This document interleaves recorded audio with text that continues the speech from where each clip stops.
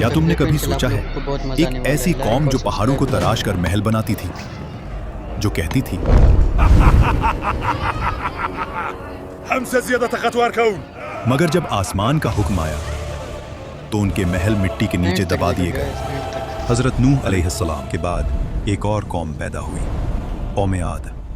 یمن اور عمان کے درمیان ایک علاقے احقاف میں رہتے تھے۔ ان کے شہر کا نام تھا ارام ذات العماد، یعنی ستمبھوں والا شہر جو آسمان سے بات کرتا تھا۔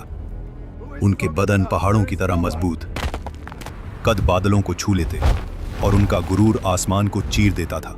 وہ کہتے ہم ہی زمین کے وارث ہیں اور ہمیشہ رہیں گے۔ اخاف کی ریت میں ان کے شہری علاقے دور دور تک پھیلے ہوئے تھے۔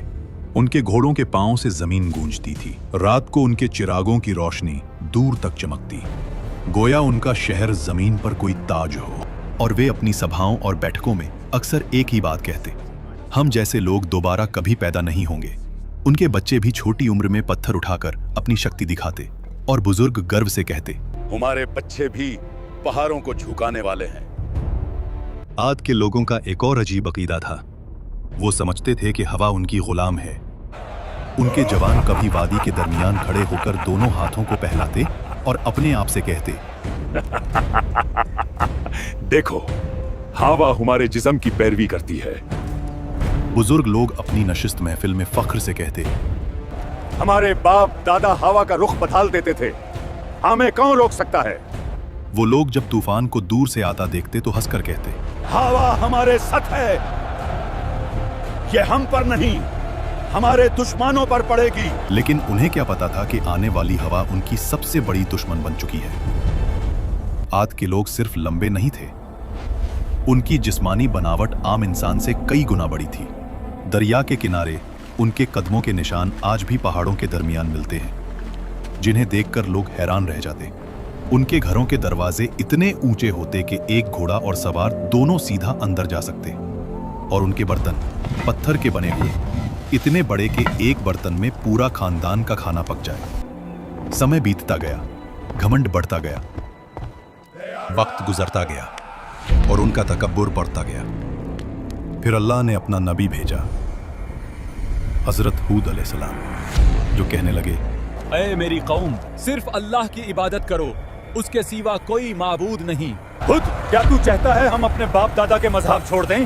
ہم طاقتور ہیں، ہمیں کوئی چھو نہیں سکتا۔ حضرت ہود علیہ السلام نے پھر کہا میں تمہیں اس عذاب سے ڈرا رہا ہوں جو تم سوچ بھی نہیں سکتے۔ لیکن جن دلوں میں غرور بھر جائے وہاں نصیحت پتھر سے ٹکرا کر ٹوٹ جاتی ہے۔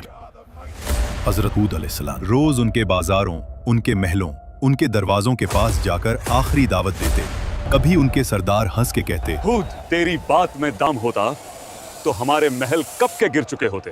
کبھی کوئی بچہ ان کی آواز کا مذاق اڑا دیتا اور کچھ لوگ انہیں دیکھ کر راستہ بدل لیتے، کہیں انہیں اللہ کا خوف ان کی آنکھوں میں بھر نہ جائے۔ ایک دن ہود علیہ السلام ان کی اسمبلی میں گئے جہاں ان کے سردار سونے کے تختوں پر بیٹھے تھے۔ ہود علیہ السلام نے کہا اللہ کی بنائی ہوئی قدرت کا نظام دیکھ لو، تمہاری طاقت کچھ بھی نہیں۔ مگر ان کے سردار ہنس پڑے۔ یہ چھوٹے وعدے بند کر، اگر عذاب آتا ہے تو ہم اپنی طاقت سے اسے روک لیں گے۔ عذاب سے کچھ دن پہلے عاد کی وادی میں ایک عجیب منظر ہوا۔ رات کو آسمان میں ایک گہری گونج سنائی دی، نہ بادل گرجا نہ بجلی چمکی، مگر وادی میں ایسے لگا جیسے کوئی دور سے پکار رہا ہو۔ عاد کے لوگ اس آواز کو سنتے اور آپس میں کہتے یہ تو پہاڑوں کی آواز ہے۔ حضرت ہود علیہ السلام جو کہنے لگے یہ رحمت کی پکار نہیں، یہ تنبیہ ہے۔ دوسری رات زمین ہلکی سی ہلی، مگر اتنی کم کہ صرف جانور بے چین ہوئے۔ دیکھو، انسان ہنس پڑے۔ زمین بھی ہماری طاقت سے ڈرتی ہے۔ انہیں نہیں پتا تھا یہ زمین کا آخری اعتراض تھا۔ پھر آیا اللہ کا فیصلہ۔ سب سے پہلے ان پر قحط آیا۔ 3 سال تک ایک بوند بارش نہ ہوئی، ندیاں سوکھ گئیں، باغ جل گئے، زمین پتھر بن گئی۔ لوگ آسمان کی طرف دیکھتے رہے، کب بارش آئے گی، لیکن آسمان سے جواب آیا خاموشی۔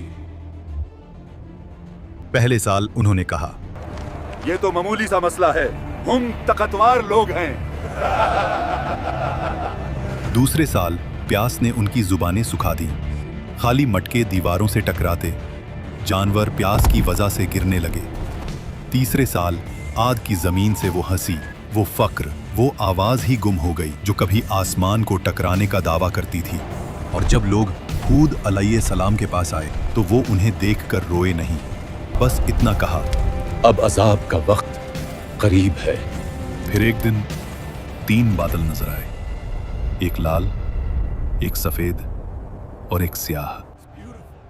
आसमान से फरिश्ता पुकारा, ऐ कौम आद, इनमें से एक बादल चुनो। सरबराहों ने हंसकर कहा, काला बादल,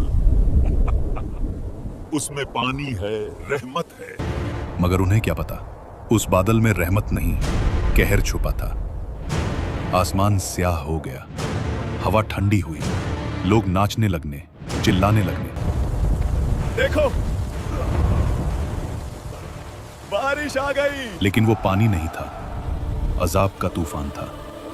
पहला झोंका आया, धूल और पत्थर उड़ गए। आंधी के हर झोंके में उन्हें लगता कि हवाएं उनका नाम मिटा रही हैं। दूसरा झोंका, पेड़ गिर गए, जानवर उड़ गए। उनकी सारी मूर्तियां, उनका सारा फखर, उनके बाग, उनका शहर, सब हवा में बिखर रहा था।